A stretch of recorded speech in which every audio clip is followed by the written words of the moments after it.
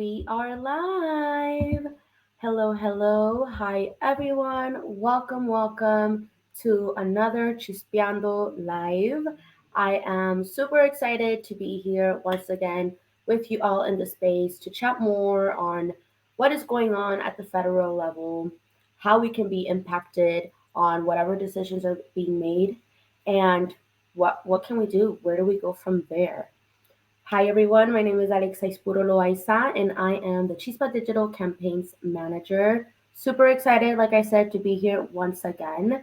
And I'm even more excited because we have a very special guest that I really enjoy working with. But we'll get into that in a little bit. Before we dive into today's conversation and you all get to meet and hear more from our guest today, I do want to take a few seconds to just welcome everyone and anyone who is going to be watching us right now through the live or who will be seeing us later through YouTube or just catching up through Facebook. I want to give you all a little glimpse of who Chispa is, what is the work that we do. Chispa is an organizing program creating opportunities for Latinx communities across the nation to have a stronger voice as leaders in the fight to act on climate and, of course, get the justice that we deserve. Like I said, I am super duper excited to be having a very special guest today, Darian Davis. I'm going to go ahead and actually bring her into the live so we can do a small intro, get to know her, get to know her role. So let me go ahead and add her. Hey, Darian, you hear me? Hello, Alexa. Hi. Yes.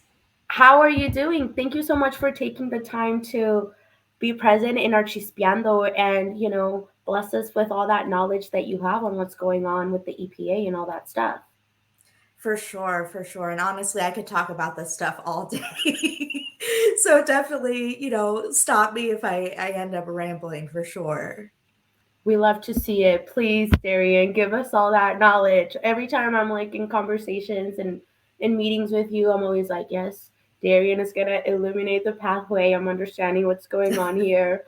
But I have the pleasure to work with you, and I know what you're about and your role and all that good stuff. But our viewers, all of them might not. So Darian, I would love if you would do an intro, your pronouns, your role, all that good stuff. I would love to hear more about all that. Sure. Happy to. So my name is Darian Davis. I use she, her pronouns. I'm the government affairs advocate for climate and clean energy with LCV. I've been working here since 2016. And so, my current role, I'm really focusing on advocating for climate action and clean energy policies in Congress and the administration, with a specific focus on electric vehicles and zero emission buses. And so, I've actually led a companion report to LCV's National Environmental Scorecard. So, it essentially looks at all the environmental votes for the year and actually gives members of Congress a percentage rating. And so this companion report, which is called the These Votes Have Impacts report, actually goes a little bit deeper and delves into the votes and leadership from members of the Congressional Black Caucus, Congressional Hispanic Caucus, and Congressional Asian Pacific American Caucus. So the report just dropped this week. I'm happy to follow up with everyone there. But that's super exciting. More about me, I studied political science at American University here in DC. And I previously worked with Emily's List, who does a lot of work with pro choice women, and the EPA's Office of Public Engagement.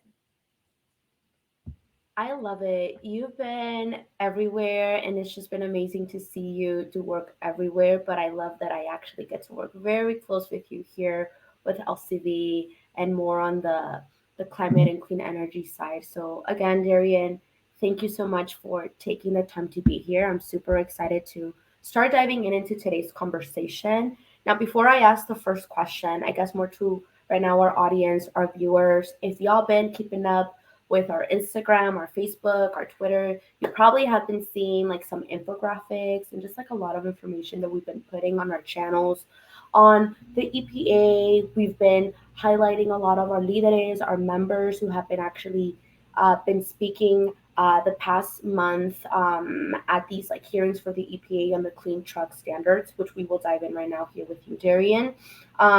So yeah, just wanted to really elevate that of like, we already been kind of like showing what's going on and stuff like that, but we really wanted to keep the conversation going and be more detailed with what is going on and really get to know what else can we do aside from what we've been sharing in our digital channels. So with that, I'll stop talking and I guess I'll just ask you this question, Daria, to get us going into the flow on, can you tell our viewers who exactly is the EPA? Because maybe people have been asking that when we've been like posting stuff on Instagram, on our Twitters, and all that good stuff. So like, who is the EPA, and what is really going on with them right now? Yeah, definitely. And that's a good reminder. I feel like a lot of the like DC folks speak in acronyms, and that's not how people speak. So please stop me at any point if I end up speaking in acronyms. But the EPA is the Environmental Protection Agency. They essentially enforce the environmental laws that Congress creates. So they could create rules that help to protect the air that we breathe and the water we drink. So, one of these rules that they're working on is a clean trucks rule. This rule, and rules are also called like standards or regulations, put limits on the amount of pollution from large trucks, which are also called heavy duty vehicles or HDVs. So, most recently, they proposed these standards back in near the end of March, I believe, and are currently seeking comments from the public on the issue. So in April, actually, I, along with several Chispa volunteers and staff, was able to testify about the truck standards too, which was really fun. Um, the EPA does this with all of its rulemaking, so not just trucks.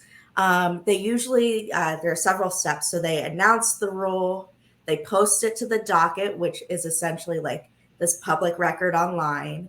And then there's typically a 30 to 60-day comment period where they're collecting these comments from the public. The hearing that I mentioned, which is where you're actually able to verbally, kind of like in a Zoom situation like this, you're able to verbally share your thoughts on the rule directly with the EPA staff. And so it becomes public record. And usually this hearing falls somewhere in the middle of the comment period. Mm, thank you for this, like, very well detailed kind of like taking us back to like April, how that looked like, and just like the whole back end of this. This is like a perfect way to start. So once we start going more into this conversation, our viewers can understand more. So thank you so much for that, um, Darian. Now, I remember when we first started posting stuff, I remember I got this DM and someone was asking me, because I shared it on my personal Instagram, like on my story, and someone asked me, one of my followers, they were like, okay, I see that there's this ruling. I've been seeing that y'all have been like highlighting members and like the comments that they've been giving, like you had just mentioned. But I remember they were like asking me, why are these truck standards so important? Um, and I remember I was chatting with them, but I would love to get your perspective from someone who like works more on the policy and also gave a testimony on why are these standards so important. So let's go from there. For sure. And yeah, the why is huge. And I feel like we don't always get into that. We say we need to support this initiative and that initiative, but what is the impact that that has on real people, right? So with the truck standards, so these standards are so important because actually the transportation sector is one of the biggest contributors to climate change in the US, at least. From there, about a quarter of those emissions actually come from trucks. In addition to just contributing to climate change, these trucks also release dangerous air toxins, including nitrogen oxides and particulate matter. So, these standards, like I said, could help to reduce climate emissions and harmful air pollution. It would also encourage the truck manufacturers to make more pollution free electric trucks and buses. And ultimately, this could put us on a path to 100% zero emission, all new electric trucks and buses by 2035. So, again, that's all the new trucks and buses that are sold need to be electric by 2035. So, digging into the proposal a little bit more, The EPA proposal has two options. So, option one of the proposed rule, it's a good start, and definitely the preferred option, but it still can go further. In order to be the most effective, it needs to at least align with what's been passed in California. It's something called the California Heavy Duty Vehicle Omnibus Rule. And actually, several states have followed them in initiating such a rule. And actually, most recently, Connecticut joined last week, which is really exciting. So moving on to option two, it's not that girl. It's not good. It's not going to put us on the path that we need. And it's pretty much a gift to the highest polluters in the engine manufacturing industry. And it really shouldn't seriously be considered. It really will not have the impact needed to clean up our air and fight climate change. First of all, thank you so much for really mentioning what the trucks really look like. Because I remember when I was first learning about this, I was like, what does it really mean, like heavy duty vehicle? But I really like that you're even Mhm. mentioning like the bus's pace. For the folks that are watching, obviously, y'all know that we've been working very hard on the Clean Buses for Healthy Niños campaign. So this is like kind of like another branch where we can see this work kind of going into. So I really like that you're mentioning like it's just not just other bigger vehicles, but also like focusing on buses as well, because just sometimes with the wording we can get confused of like what does that really mean. Yeah, So thank you for being very specific, so our viewers can really understand what are those trucks, right?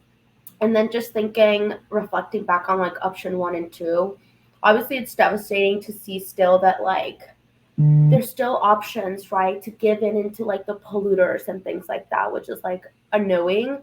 But like you said, the first option one is like better. But like you said, we can always work a little bit harder. And from folks who have been taking action with us, signing the petition, going to testify, right? That's kind of been like the pressure that we've been putting of like, sure, you're kind of putting in the work, but you're not delivering fully, right? Like, we could do better with these options, with these standards. And at the end of the day, it's communities like us, Black, Indigenous, people of color, who are going to be very affected by this. So I guess like this is kind of like where I'll lead more into of like, I kind of mentioned it already on like who is specifically going to be affected by these standards. So I would love to hear also your input, even though I kind of already shared on that, and really leaning into also once we know who is being affected, what can we do from there? What more can be done? definitely. Yeah, and so thank you for mentioning that. I think the harmful climate emissions, like we all know about how climate change disproportionately impacts low wealth communities and communities of color. So, really, the harmful climate emissions combined with the pollution from trucks disproportionately impacts low wealth communities and Black and Brown communities who already bear the brunt of climate pollution and other forms of environmental racism. And how did this even end up happening? Right? Like, let's think back. How are we even in this place? Racist policies of the past, such as redlining and other forms of segregation, have forced Black, Brown, and Indigenous communities to the fence lines of harmful transportation pollution. Right? So communities are along busy roadways, freight terminals, bus depots, among others. Right? It's really this proximity to highways and like where these trucks are transporting goods. So really, this discrimination of the past continues to negatively impact the health of families of color in our present. Today, the highway system that was developed way back in the 50s, is ever expanding and filled with these dirty diesel trucks. The EPA, however, has the opportunity to make sure that families of color can breathe cleaner air now and in the future by finalizing more stringent truck rules. Thank you for mentioning just like the proximity, kind of like we were mentioning right now, of like low income and communities of color to this. Like I remember me growing up, I literally lived right next to a freeway, and so did one of my very good friends. And I remember that they actually ended up They had asthma already, so they struggled a lot growing up, just because of their very close proximity to the highways, all the trucks, all the vehicles that were just passing by. And then to top it all off, right? It can't get even worse. Um, they were also a school bus rider. They rode the bus, right? So you just like mentioning this, it really hits home of me growing up, the area that I was living, the friends that I had, and what they had to go through just because of the area that they were living, because their parents worked two to three jobs, right? They had to take the school bus, right? So there's so many links on economics, on health, and just on the future for our future generations, on how that's going to be looking like, just because during these times and still now, right, we still don't have those strong policies that are really going to better the lives of our communities. And obviously this is very urgent because we're already seeing the effects of climate change. This isn't something that we're going to see, oh, in 5 years. Like, we're already seeing it. We're seeing it in our streets. We're seeing it in our water, in our air, now in the health of our community. So I really appreciate you really laying that out of just the proximity to this and who is going to be affected by all of this. Now, Darian, I know that we've been talking about what the EPA is, what is the work that they're supposed to be doing. You did flawlessly explaining the two options that are being presented to us right now from the EPA and just how that's all been looking like. And now we know who are the folks that are most likely to be impacted the most. Um, but all right, we've been testifying, we've been sharing this petition that we're gonna link up here, where folks can like go on and take action and urge the EPA, exactly right there, and urge the EPA to do their job, to get to it, to protect our community, right? So what more can we do from that? Can we call people? Can I slide in people's DMs? Like, what more can we do besides this petition that we have going here below? For sure. Yes, I definitely agree. Signing the petition is the best way and the first step to making your voice heard on this. You can also call your member of Congress and urge them to submit a comment themselves to, you know, hopefully members of Congress are weighing in and they can weigh in collectively, but they can also submit their own individual comments. You could also tweet or even like again slide into the DMs of the EPA and White House officials to really urge them to support the strongest possible standards. The more that they're hearing about this, the more they'll be motivated to go with the stronger and more just and equitable action. And so, actually, next Wednesday, we're participating in a Twitter storm from 12 to 3 Eastern that will do just that. So we're tweeting at the White House advisors and the EPA to bring as much attention as possible back to this rule. It is still going on. The comment period ends. It's now been extended, so it ends Monday, the 16th, which is really exciting. But we want to make sure that our voices are loud and clear, that we don't want this option that is barely going to do anything, right? We want to go with an option that um, really like protects the health, especially the health of communities closest to the highways where these trucks are. Wow, we got right here breaking news because I had no idea that it got extended till the 16th. So that is actually Yes. very good to know because I've been Yeah. like, what were you gonna say? Sorry, were Well, you and gonna it say? got extended because they're hearing so much. Even when we were participating in the hearings back in April, they actually added more days. So people are speaking up and they take notice that the more comments. I mentioned I interned at the EPA. I used to literally like look through the comments and help review comments on other rules. And so this is important, and they're definitely paying attention and definitely appreciate it when folks are actively participating and speaking up about the issues. Wow. Well, this is definitely music to my ears. This is exciting just because I know that we can get more people out there to not only sign the petition, join us in that tweet storm that is coming up this Wednesday. And like you said, tweeting them, DMing them, and just trying to get a hold of them in every way, in any way we can, because it seems like a lot of people are really turning up, turning out, and that they are urging the EPA and our Congress members and all that stuff. So it's exciting to see that we have more time because more people are getting very involved. So hopefully, uh, we succeed at the end, right? Hopefully, they do ensure that these standards are bold or strong and that they're going to protect our community, because at the end of the day, right, this is why we are doing this work and why we're Yeah. urging this so much. So thank you for these breaking news to me. Oh my God. Like my reaction on camera, I was like, wow, we have more time. Great. This is awesome. But what's it called?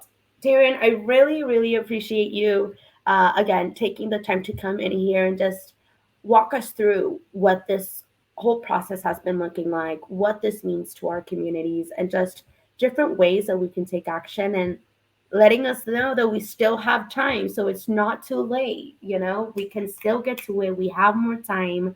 Um, I know now we're heading towards a wrap up of this great life that we had here with you, Darian. I guess before we wrap up, is there anything that you would just like to say before we finalize this chat? Anything that you would just like to share with our audience here at Chispeando? Yeah, I think I would just urge folks, there is the comment period, the breaking news, so it is extended.